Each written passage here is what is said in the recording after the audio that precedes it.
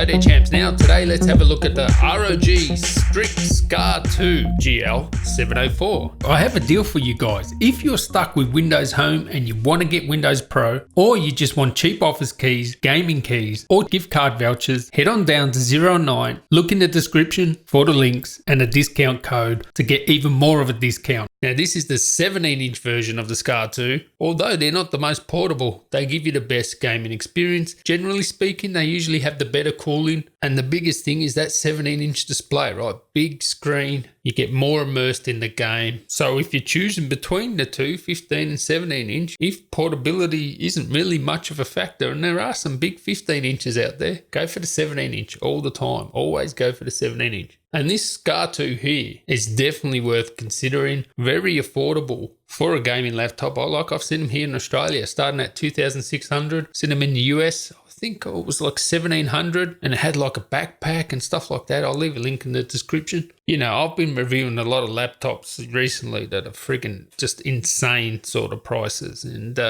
this is very reasonably priced for a gaming laptop with a GTX 1060 in it. So this one here comes with the 8th generation i7-8750H. That's the coffee lag part, 45 watt part, 6 cores. So that's great for gaming, also for content creation, because this would be great for a desktop replacement as well. Comes with 16 gigs RAM. This is running in single channel. You can get up to 32 gigs RAM. A 6GB GTX 1060, and that's a full 1060, not Max Q. And I believe there are some SKUs where you can get a GTX 1070. Although this will depend on your region. It also comes with up to a terabyte M.2 SSD storage and also a spinning hard drive up to a terabyte there as well. Build quality is solid, really good. It's like a plastic chassis on the top deck. It has like a faux carbon fiber sort of look, that cool ROG aesthetic. It's not overdone here with the gaming aesthetic, even though it's plastic, solid. I think it's polycarbonate, but the top lid, whoa, have a look at the finish on that top lid. ASUS do the best finishing. That machining of that lid there, it looks like one of the best lids. And also on the back you get a ROG logo that doesn't just light red, it actually changes color as well, and that even makes it look cooler. I mean, it just looks so good, that machining. So this is a full-on 17-inch laptop, so you're getting the full GTX 1060 and 1070 depending on where you are, full performance. And comparing it to some laptops like, you know, the 17-inch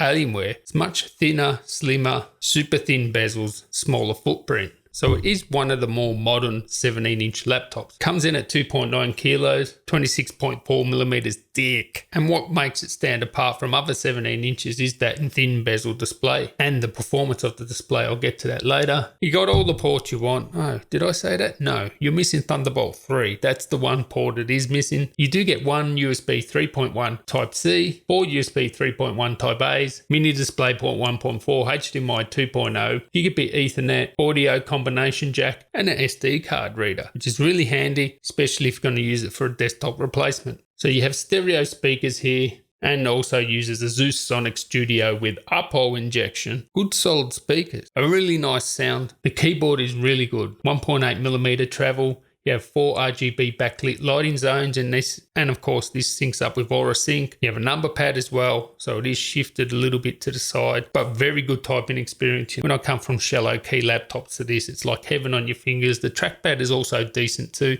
A lot of gaming laptops, you're really fighting with the trackpad. This one is solid. It is a decent trackpad.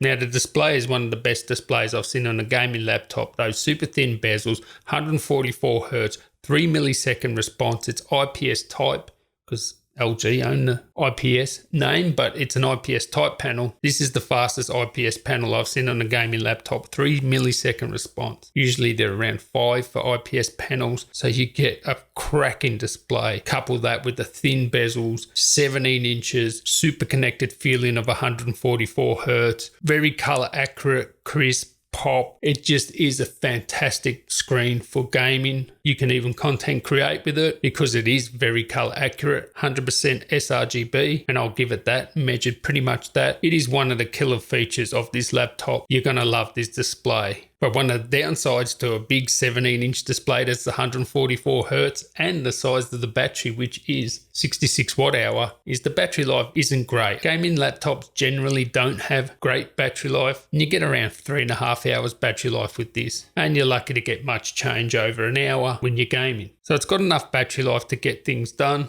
when you need it on battery, but this is more of a desktop replacement. Bringing insane performance, really good. It gets the absolute maximum out of its parts. No throttling on the GPU, no throttling on the CPU. Even when I undervolt it, I'm not getting that much more out of it because it performs so good without undervolting. So check out my gaming review. You're getting, 45 watts on the CPU most of the time, even more, and you're getting maximum beans out of that GPU. Now, with GTX 1060 and 144 Hz display, you're going to have to lower those settings down to medium to get the absolute max out of the 144 Hz display. There is a 60 Hz option as well. You can upgrade the M.2 SSD, the 2.5-inch drive, and you can upgrade the RAM, so it's all upgradable, easy, just take off the bottom panel. So overall, I have to say, I'm loving this thing. It's one of the best gaming experiences you're going to get because of that display. Looking at this display is friggin' phenomenal. All 17 inches of it. The noise, well, it's a gaming laptop. It is noisy. The external heat is not an issue. And as I've already told you, it doesn't overheat at all, GPU or CPU. So heating, cooling, it's all good. The only downside I can see is the 1070 seems to be hard to get and no Thunderbolt 3. So anyway,